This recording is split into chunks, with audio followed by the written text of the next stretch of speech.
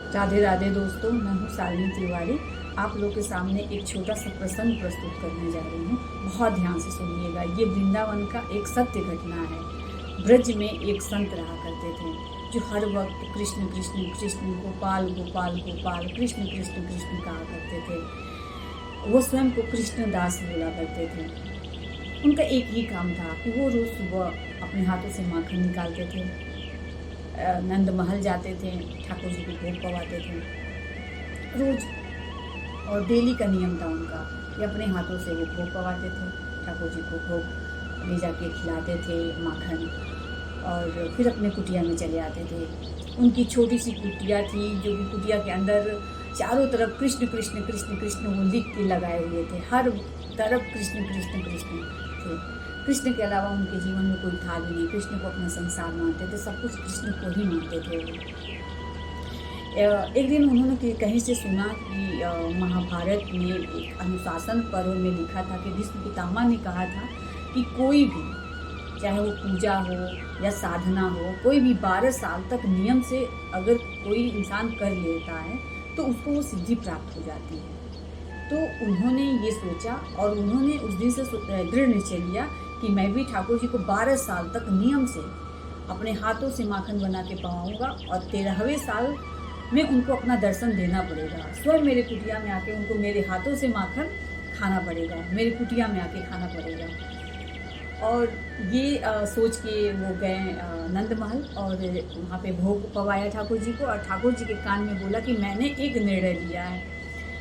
12 साल तक मैं आपको नियम से अपने हाथों से माखन निकाल के आपको हाथ खिलाऊंगा, और आप 13 साल के पहले दिन आपको मेरे कुटिया में आना पड़ेगा और आपको मुझे माखन खिलाना पड़ेगा। और ये कहकर अपने कुटिया में चले आए। वो फिर उस दिन से लग गए। रोज़ सुबह उठते थे, दूध माखन निकालते थे, माखन निकाल कर नंद महल जाते थे, नंद महल में जाकर वहाँ पे ठाकुर जी को भोग पवाते थे। ऐसे करते करते समय 1 साल बीत गया। 1 साल जैसे बीता, उन्होंने धीरे से ठाकुर जी के कान में बोला, ठाकुर जी 1 साल हो गया है, 11 साल और फिर कह के चले आए। ऐसे करते करते 2 साल और हो गया। ठाकुर जी 2 साल हो गए हैं, 10 साल और, 13 साल के पहले दिन आपको हमारे कुटिया में आना पड़ेगा। ये कहकर अपने कुटिया में चले आते थे। ऐसे करते करते 12 साल हो गए। 13 साल लगा, पहला दिन था। उस दिन वो नंद महल नहीं गए। उस दिन उन्होंने अपने कुटिया को सजाया, अपने कुटिया को फूलों से सजाया, 56 भोग बनाए। उन्होंने बोला, ठाकुर जी मेरे बहुत खाते हैं। अरे ज़्यादा बनाना पड़ेगा, अकेले तो आएंगे नहीं। जब ठाकुर जी आएंगे तो अपने साथ गोपियाँ लेके आएंगे, अपने साथ गैया को लेके आएंगे, बछिया लेके आएंगे। ये सोच के कृष्णदास जी ने बहुत सारा भोग बनाया, और भोग बना के थाल सजा के और चौखट पे बैठ के इंतज़ार करने लगे कि मेरा कृष्ण आएगा, मेरा कृष्ण आएगा। इंतज़ार करते करते 12 बज गए दोपहर के। उन्होंने सोचा कि अभी कृष्ण तो नहीं आया। फिर सोचा, अरे अभी कैसे आएंगे, इतने लोग आते हैं दर्शन करने के लिए, न जाने कहाँ कहाँ से लोग आते हैं। सबका सुनना पड़ता है, सबके लिए उनको करना पड़ता है, सबका भोग पाना पड़ता है। जब समय मिलेगा तो मेरा कृष्ण हमसे मिलने जरूर आएगा। करते करते करते करते दिन डूबने लगा। उनका मन विचलित होने लगा, कृष्ण तो नहीं आया। धीरे धीरे धीरे धीरे धीरे सूरज डूब गया। कृष्णदास जी बहुत उदास हो गए, बहुत गुस्से में। कि लोग कहते हैं कि कृष्ण है, कृष्ण दर्शन देते हैं। नहीं, ऐसा कुछ नहीं है। सिर्फ पत्थर की मूर्ति है, कोई दर्शन वर्शन नहीं देते हैं। यहाँ पे कुछ भी नहीं है। मुझे नंदगांव में नहीं रहना, मैं नंदगांव से मैं चला जाऊँगा। और ये मन ही मन ये सारी बातें सोचने लगे। सिर्फ यहाँ के लोग सेवा करवाना जानते हैं, ये ठाकुर जी सेवा करवाना जानते हैं, दर्शन देना नहीं जानते हैं। और जहाँ से भी मैंने सुना था ये गलत सुना था। ऐसा कुछ नहीं है, ठाकुर जी नहीं दर्शन देते हैं, कृष्ण दर्शन नहीं देते हैं, कोई कृष्ण विष्णु नहीं है, ये एक पत्थर की मूर्ति है। और ये कहते कहते उन्होंने जो भी 56 भोग बनाए थे उन्होंने एक थैला में भरा और कुटिया को बंद किया और वहाँ से निकल गए। और वो निकल के रास्ते में बड़बड़ाते गए, कोई कृष्ण नहीं होता, कोई कृष्ण नहीं होता, सब झूठ है, सब झूठ है। अरे मैं 12 साल तक तपस्या किया, इतना अगर कृष्ण होता तो जरूर आ जाता। कोई कृष्ण नहीं है, तो पत्थर की मूर्ति है, कोई कृष्ण नहीं है। कहते कहते थोड़ा आगे बढ़े। जैसे वृंदावन पार किए, तैसे एक छोटे से बालक का आवाज़ आया पीछे से, अरे वो बाबा, अरे वो बाबा, कहाँ जा रहे हो, कहाँ जा रहे हो। वो चलते गए, सुन नहीं रहे थे। फिर एक बालक का आवाज़ आया, अरे बाबा कहाँ जा रहे हो, सुनाई नहीं दे रहा है, आगे से ढेर सारी गैयाँ आ रही हैं, मार देंगी, चोट लग जाएगा, अरे बाबा रुक जाओ, अरे बाबा रुक जाओ। बाबा ने पीछे पलट के देखा तो एक छोटा सा बालक था। बोला कि अरे कहाँ गैयाँ हैं, कहाँ, कितनी सारी गैयाँ हैं, कितनी गैयाँ हैं, अरे बहुत सारी गैयाँ हैं, तो किसकी गैया है इतनी सारी। तो बालक ने कहा, अरे नंद बाबा की गैया है, मैं नंद बाबा का चरवाहा हूँ, मैं गैया चराता हूँ मैं। अच्छा तो तू नंद बाबा के गांव का है, जा जा तू नंद बाबा का ही गैया चरा। तो बाबा तुम इतने नाराज क्यों हो, कहाँ जा रहे हो। नहीं नहीं बस मैं ऐसे ही। अरे बाबा झोले में क्या है, कुछ ऐसे नहीं, कुछ नहीं है।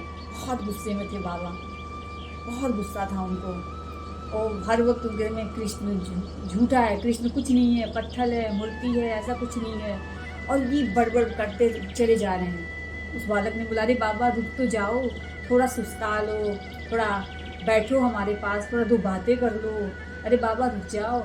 बाबा को लगा, अरे बच्चा है इतना बोल रहा है, चलो रुक जाते हैं। बाबा बैठ गए। बालक ने बोला, क्या हुआ बाबा, इतने नाराज क्यों हो, क्या हो गया, क्यों नंदगांव नहीं आना चाहते हो, क्यों नंदगांव से इतना बुरा भला नंदगांव के बारे में बोल रहे हो, क्या हुआ बाबा। अरे नंदगांव के लल्ला को जानते हो, ठाकुर जी को, कृष्ण कृष्ण में कहता रहा, 12 साल से मैं उनके लिए अपने हाथों से माखन निकाल के भोग पवाता रहा। मैं बोला था कि 12 साल तक मैं खिलाऊंगा, एक दिन भी मैंने कोई गलती चूक नहीं की, और हर एक दिन मैंने उनको भोग पवाया अपने हाथों से। एक ही शर्त रखे थे कि 13वें साल के पहला दिन आप हमारे कुटिया में आना और अपने हाथों से मुझको माखन खिलाना। वो नहीं हो पाया उनसे, एक है, ये तो पत्थर की मूर्ति है। बालक हंसने लगा। बालक बोला, अरे बाबा छोड़ो, बहुत ज़ोर से भूख लगी है, और ये तुम्हारे झोले में देसी घी की खुशबू आ रही है।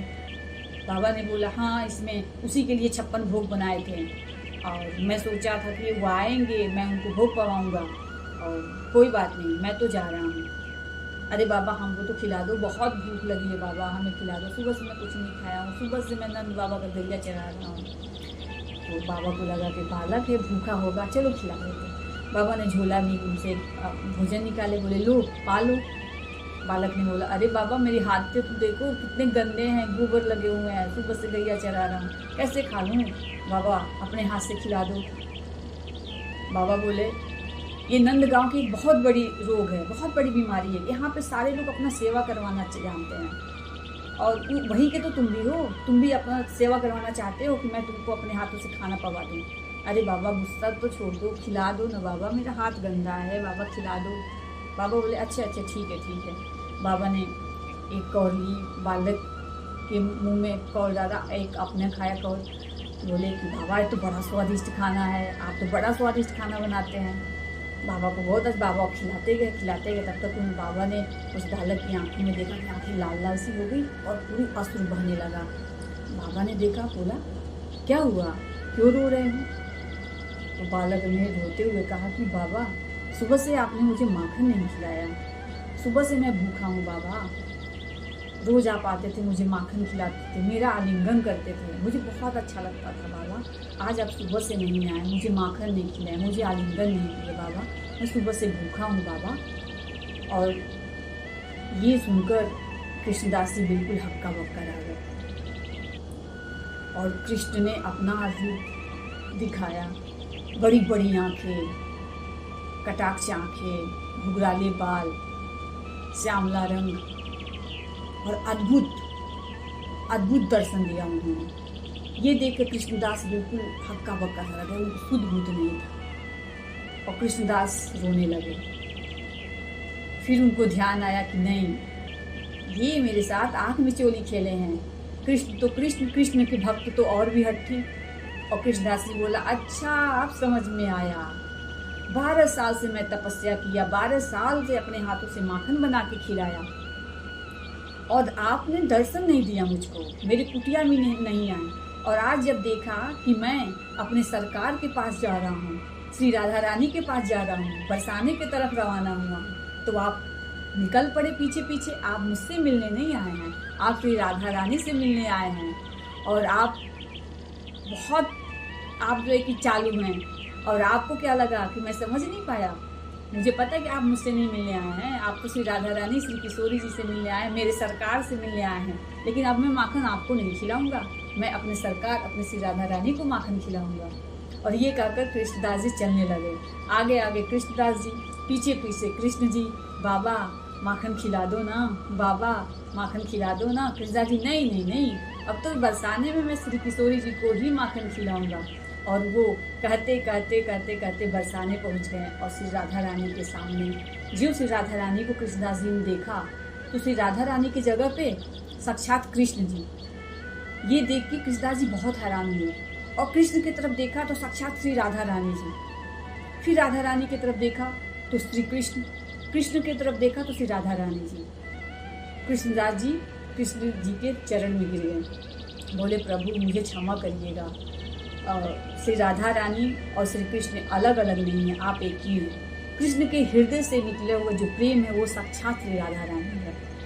तो आप लोगों को कैसा लगा ये सत्य घटना है वृंदावन का। और मैं यही कहूँगी दोस्तों कि आप लोग खुश रहिए, अच्छे से रहिए। श्री राधे।